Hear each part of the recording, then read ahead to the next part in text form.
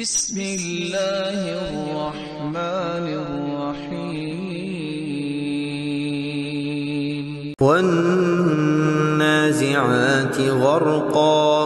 والناشطات نشطا والسابحات سبحا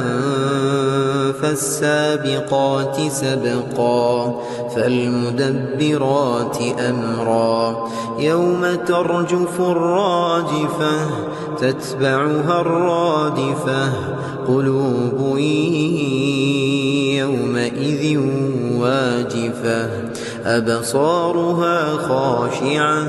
يقولون أئنا لمردودون في الحافرة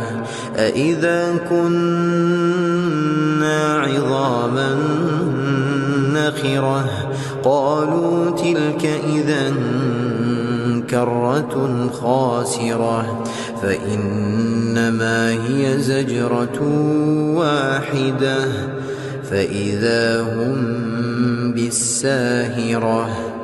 هل أتاك حديث موسى إذ ناداه ربه بالوادي المقدس طوى اذهب إلى فرعون إنه طغى فقل هل لك إلى أن تزكى وأهديك إلى ربك فتخشى فأراه الآية الكبرى فكذب وعصى ثم أدبر يسعى فحشر فنادى فقال أنا ربكم الأعلى فأخذه الله نكال الآخرة والأولى إن في ذلك لعبرة لمن يخشى أأنتم أشد خلقا أم السماء بناها رفع سمكها فسواها وأغطش ليلها وأخرج ضحاها والأرض بعد ذلك دحاها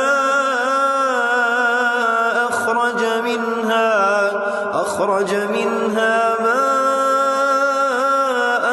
ومرعاها والجبال أرساها متاعا لكم ولأنعامكم فإذا جاءت الطامة الكبرى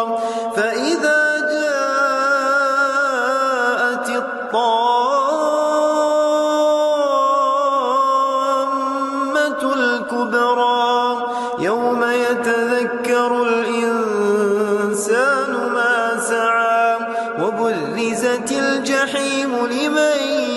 يرى فأما من طغى وآثر الحياة الدنيا فإن الجحيم هي المأوى وأما من خاف مقام ربه ونهى النفس عن الهوى فإن الجنة هي المأوى يسألونك عن الساعة أيان مرساها فيم أنت من ذكراها إلى ربك منتهاها إنما أنت منذر من يخشاها